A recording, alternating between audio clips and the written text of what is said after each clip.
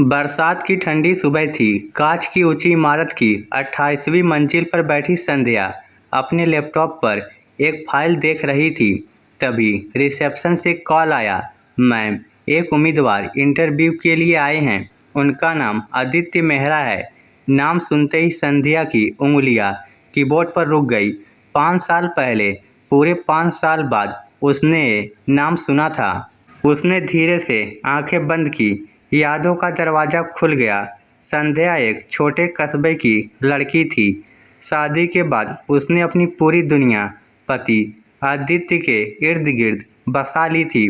वह खुद कमाती थी, लेकिन शादी के बाद आदित्य ने कहा था, मेरी पत्नी नौकरी करेगी, ये मुझे पसंद नहीं, घर संभालो। संध्या ने बिना बहस किए नौकरी छोड़ दी। सुबह से रात तक वही घर, वही रसोई, वही इंतजार। उसे लगता था यही प्यार है। लेकिन आदित्य बदलने लगा। उसे अपनी पत्नी की सादगी से शर्म आने लगी। ऑफिस की पार्टियों में वह अकेला जाता। दोस्त पूछते, भाभी नहीं आई? वह हंसकर कह देता, यार उसे बड़े लोगों के बीच रहना नहीं आता। एक दिन कंपनी की सालाना पार्टी थी। संध्या पहली बार उसके साथ गई। उसने अपनी पुरानी लेकिन साफ साड़ी पहनी थी। आदित्य ने उसे ऊपर से नीचे तक देखा और दोस्तों के सामने हंसते हुए कहा, यार इसे देखकर लगता है जैसे गांव की पंचायत से सीधा यहाँ आ गई हो। पूरा हाल हंस पड़ा। संध्या भी मुस्कुराने की कोशिश करती रही, लेकिन उसी रात बाथरूम में दरवाज़ा बंद करके फूट फूट कर रोई। अगली सुबह आदित्य ने तलाक के कागज उसके सामने रख दिए। तुम बुरी नहीं हो, बस मेरे स्तर की नहीं हो। संध्या ने सिर्फ एक सवाल पूछा, अगर मैं पढ़ लिख कर फिर से कुछ बन जाऊं तब? आदित्य हंस पड़ा। कुछ लोग पैदा ही छोटे होने के लिए होते हैं। उस दिन संध्या बिना कुछ लिए घर छोड़ गई। शुरुआत बहुत कठिन थी। दिन में एक लाइब्रेरी में काम करती, रात को ऑनलाइन पढ़ाई।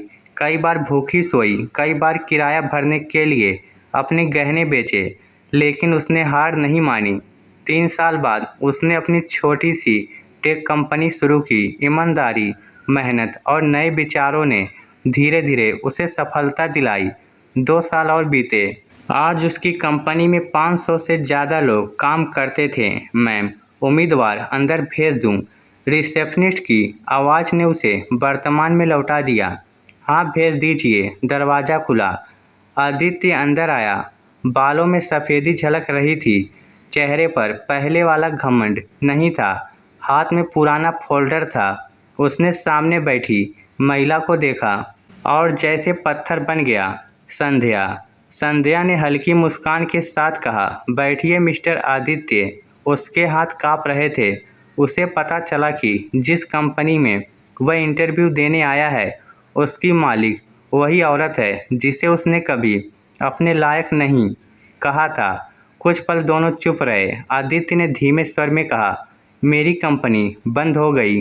बहुत कोशिश की, लेकिन सब खत्म हो गया। संध्या सिर्फ सुनती रही। फिर उसने पूछा, आपको किस पद के लिए आवेदन करना है? आदित्य ने शर्म से सिर झुका लिया। जो मिल जाए। उसी समय दरवाज़ा खुला। करीब 10 साल की एक बच्ची अंदर आई। मम्मा। वह दौड़कर संध्या से लिपट गई। आदित्य ने हैरानी से पूछा, संध्या मुस्कुराई। मेरी बेटी अन्वी, मैंने उसे गोद लिया है, अनाथालय में मिली थी। बच्ची ने मासूमियत से पूछा, मम्मा ये अंकल उदास क्यों हैं? संध्या ने उसके सिर पर हाथ फेरते हुए कहा, क्योंकि कभी कभी इंसान देर से समझता है कि उसने क्या खोया है। आदित्य की आंखों से आंसू गिर पड़े। वह कुर्सी से उठ गया। मुझे माफ़ कर दो, संध्या ने शांत स्वर में कहा। मैंने बहुत पहले माफ़ कर दिया। आदित्य ने उम्मीद से उसकी तरफ देखा। संध्या बोली, लेकिन एक बात याद रखिए, जिस आत्मसम्मान को कोई एक बार तोड़ देता है, वह रिश्ता फिर पहले जैसा नहीं बनता। कमरे में सन्नाटा छा गया। संध्या ने इंटरव्यू फाइल बंद की। हमारी कंपनी में नौकरी योग्यता से मिलती है, रिश्तों से नहीं। आपकी योग्यता अच्छी है, HR आपको प्रक्रिया बताएगा। आदित्य ने हैरानी से पूछा, तुम मुझे नौकरी दोगी? संध्या मुस्कुराई, मैं बदला लेने में विश्वास नहीं करती। लेकिन अपनी जिंदगी वापस देने में भी नहीं। आदित्य बाहर निकल गया। उस दिन उसे पहली बार समझ आया, सफलता किसी को नीचा दिखाने का नाम नहीं होती। सफलता वह होती है जब दर्द इंसान को कठोर नहीं बल्कि बेहतर बना दे। कुछ महीनों बाद आदित्य कंपनी में ईमानदारी से काम करने लगा। एक दिन उसने देखा कि संध्या हर महीने कर्मचारियों की उन पत्नियों के लिए मुफ्त कौशल परीक्षण चलाती है जिन्होंने परिवार के लिए अपने सपने छोड़ दिए थे।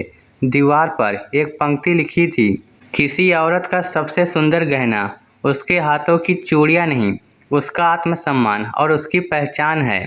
आदित्य देर तक उस पंक्ति को देखता रहा। उसकी आंखों से आंसू गिरते रहे। उसे अब समझ आ चुका था, उसने कभी एक साधारण औरत नहीं खोई थी, उसने एक ऐसा इंसान खोया था जो उसके साथ रहकर भी उसे ऊंचा उठा सकता था। लेकिन उसने उसे उसके कपड़ों, उसकी सादगी और उसकी चुप्पी से तौल लिया। और कुछ गलतियों की सज़ा अदालत नहीं देती, जिंदगी देती है। इस स्टोरी को लेकर आपकी क्या राय है? नीचे कमेंट करके हमें ज़रूर बताइएगा। धन्यवाद।